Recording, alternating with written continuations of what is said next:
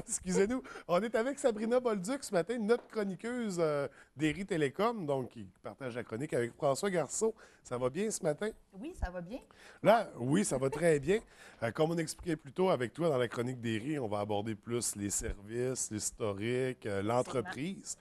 Aujourd'hui, tu nous parles de l'histoire de Derry. Oui, effectivement. Donc, pour ma première chronique, j'ai décidé de raconter l'histoire de l'entreprise. Donc, l'entreprise a été fondée en 1954 à Saint-Raymond-de-Portneuf par M. Gilles Derry. Ah, ça a été fondé à Saint-Raymond-de-Portneuf? Oui, effectivement. M. Derry c'était quelqu'un qui travaillait sur les télévisions. Lui, il s'occupait de réparer les téléviseurs et tout ça. Par la suite, c'est devenu en boucle qui a fait en sorte qu'il a acheté une compagnie de câbles. OK. Donc, c'est en 1963 que l'expansion de la compagnie débute avec l'acquisition du réseau de câbles de M. Noël Derry, qui, soit dit en passant, n'a aucun lien de parenté avec M. Gilles Derry. C'est juste un heureux hasard. Effectivement. Donc, à ce moment-là, il y avait 3 réseaux de câbleau-distribution qui se partageaient le secteur de Port-Alfred.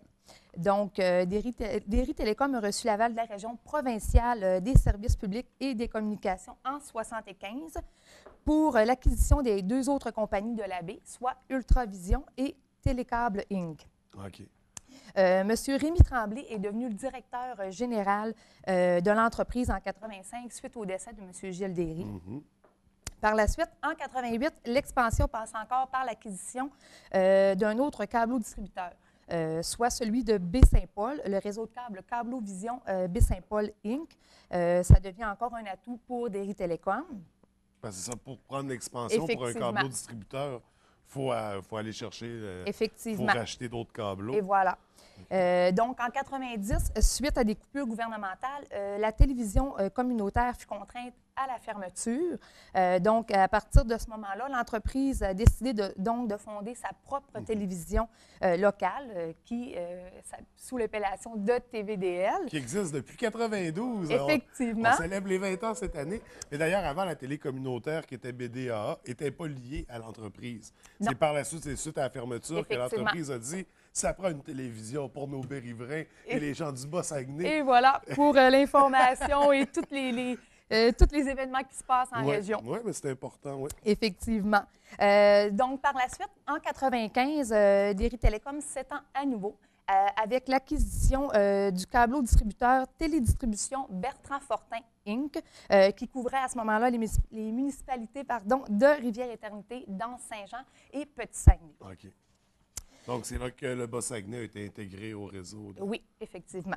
Derry Télécom fut le premier fournisseur Internet à la baie sous l'appellation d'Internet du Royaume. Je suis certaine que les gens d'ici vont s'en souvenir. Il y a encore beaucoup d'adresses du Royaume. Et voilà. D'ailleurs. Et voilà. Derry Télécom aussi fut le premier à offrir l'Internet par câble dans la région du Saguenay-Lac-Saint-Jean. Donc, c'est pas rien. Oui. Je sais certainement que les gens vont se souvenir de la date du 12 janvier 2002 ou en tout cas de l'événement qui s'est produit à cette date. Ça a été une grosse épreuve pour la grande famille de Derry Télécom.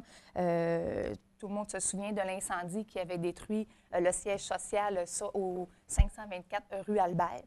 Suite à l'incendie, les opérations avaient déménagé dans un local vacant juste en face, de l'autre côté de la rue, pour par la suite emménager ici sur la rue Bagotte, avec des locaux beaucoup plus spacieux et qui peuvent répondre aussi aux besoins grandissants de la compagnie. Là, donc, c'était beaucoup plus efficace. Ouais. En 2008, Coeptel et Derry Télécom se portent acquéreurs du câbleau-distributeur Câble Action, qui est situé à Magog. Pour plusieurs départements de Derry Télécom à ce moment-là,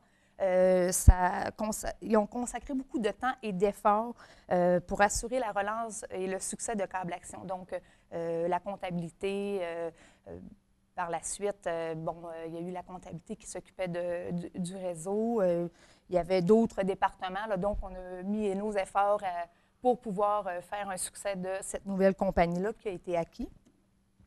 Câble Action, lui, est présent dans plus de 60 municipalités de l'Estrie, incluant le lac Mégantic. En décembre 2010, après quelques mois de négociations, un nouveau réseau s'ajoute, celui de Cablevision. lui était divisé en deux secteurs. Donc, il y a le Bas-Saint-Laurent, qui se trouve être le secteur de Trois-Pistoles et les environs. Et nous avons aussi le Haut-Saint-Laurent, le secteur de Huntingdon et de Sainte-Clotilde. À ce jour, Derry Télécom compte 25 000 clients. Il y a 172 employés, ce qui n'est pas rien. Aujourd'hui, une entreprise qui a 172 employés, c'est merveilleux. C'est bon, oui, effectivement. Non, effectivement. C'est une grosse entreprise. Donc, il y a 132 employés qui sont ici même au siège social de la baie. Donc, pour une entreprise régionale qui a débuté avec un petit câbleau distributeur, puis par la suite, on est devenu quand même, on s'étend un peu partout et on n'a pas fini de faire jaser. Puis je pense, mais c'est à vérifier, mais il me semble que j'ai lu ça dernièrement. Derry Télécom se trouve au niveau en importance. Ce serait le 3e plus gros câbleau distributeur au Québec. Oui. C'est ce qui est quand même considérable. C'est Vidéotron, Cogeco, Derry Télécom. Oui. Puis c'est ça, ça a commencé avec un petit truc à Baie-Saint-Paul, puis ça a éclaté. Effectivement, on prend de l'ampleur, on existe.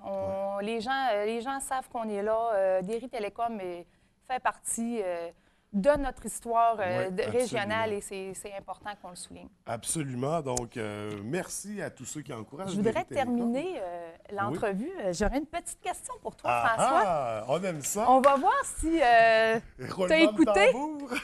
Donc, surprise! Est-ce que tu te souviens la date où M. Rémi Tremblay est devenu le directeur général de l'entreprise? J'ai l'année, mais je me souviens la date, on l'a dit, 1985. Ah, t'es bon. Parfait. On va te... Il écoute, le monsieur, il écoute. Ah, parfait. Merci beaucoup, Sabrina. Merci.